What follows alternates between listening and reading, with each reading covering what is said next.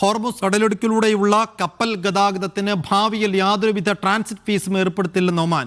ബഹ്റൈനിൽ നടന്ന GCC US സംയുക്ത മന്ത്രിതല യോഗത്തിലാണ് ഒമാൻ വിദേശകാര്യമന്ത്രി സയ്യിദ് ബദർ അൽ ബുസൈദി ഇക്കാര്യം അറിയിച്ചത്.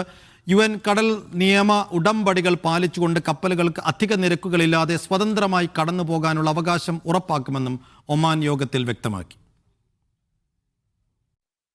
ഹോർമുസ് കടലിടുക്കിൽ പുതിയ നിരക്കുകളോ നിയന്ത്രണങ്ങളോ വരുമോ എന്ന ആഗോള ഊർജ്ജ വിപണിയുടെ ആശങ്കയ്ക്ക് വിരാമമിടുന്നതാണ് ഒമാന്റെ പ്രഖ്യാപനം.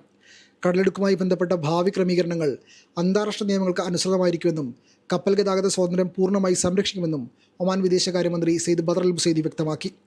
UN കടൽ നിയമ ഉടമ്പടികൾ പാലിച്ചുകൊണ്ട് കപ്പലുകൾക്ക് അധിക നിരക്കുകളില്ലാതെ സ്വതന്ത്രമായി കടന്നുപോകാനുള്ള അവകാശം ഉറപ്പാക്കുമെന്നും അദ്ദേഹം വ്യക്തമാക്കി.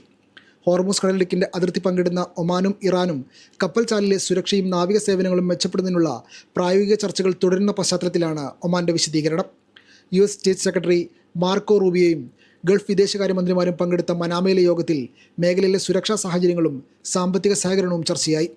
US-ഉം ഇറാനും തമ്മിൽ അടുത്തിടെ ഒപ്പുവെച്ച ധാരണാപത്രത്തെ ഒമാൻ പിന്തുണക്കുന്നതായും ഇത് മേഖലയിലെ സംഘർഷങ്ങൾ കുറയ്ക്കാൻ സഹായിക്കുമെന്നും സയ്യിദ് ബദർ അൽ ബുസൈദി കൂട്ടിച്ചേർത്തു.